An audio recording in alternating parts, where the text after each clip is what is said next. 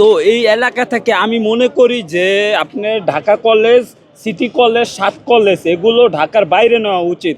কারণ এই কলেজের জন্য আমাদের ব্যবসা বাণিজ্য অনেক ক্ষতি হচ্ছে। তো এটা কি সরকার দায়বদ্ধ নিবে? আমাদের সরকার কি আমাদের দায়বদ্ধ নিব? ব্যবসা বাণিজ্যের যে ক্ষতি হয় আপনার স্কুল কলেজের জন্য।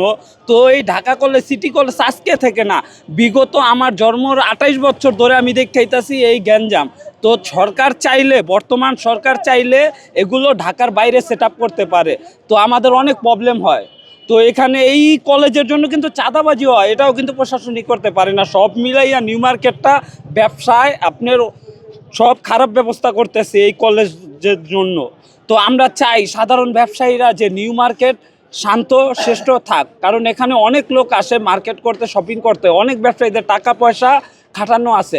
তো আমাদের ব্যবসায় লস হইলে সরকার তো এটা দায়বদ্ধ নয় না। স্কুলের সমস্যা হইলে, কলেজের সমস্যা হইলে ওইটার টাকা পয়সা দিয়ে সরকার দায়বদ্ধ নয়, কিন্তু আমাদের লস কেউ দেখে না। আজকে দেখেন তো পুরা নিউ মার্কেট কি অবস্থা। একটা কাস্টমার যে আসবে এত টাকা স্টাফ দিয়া দোকান রেখা যেই করতেছি, কেন করতেছি আমরা?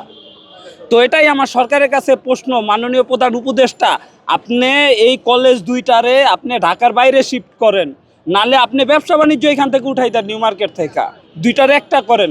কারণ এখানে হইবই, এটা নিউ মার্কেট, ঢাকা 10 রাজনীতিক একটা প্রভাব থাকে। তো তার জন্য আমি বলতাছি যে আপনার ঢাকা কলেজ এবং সিটি কলেজ, সাত কলেজ এগুলো ঢাকার বাইরে নেওয়া উচিত। তো সরকার এটা কি করে? সরকার, আমি মনে করি সরকার সিটে বৈশা সব কিছু বুঝলা গেছে গা। কারণ আগে জনগণের চিন্তা করতে হইব, এই দেশের চিন্তা করতে হইব। মানুষ যদি চালতে না পারে, এই কলেজ বিশ্ববিদ্যালয় ঢাকায় রেখে লাভ কি আমাদের? তো আমার একটাই অনুরোধ, মাননীয় প্রধান উপদেষ্টা, আপনি আমাদের ব্যবসায়ীদেরকে একটু সহযোগিতা করেন।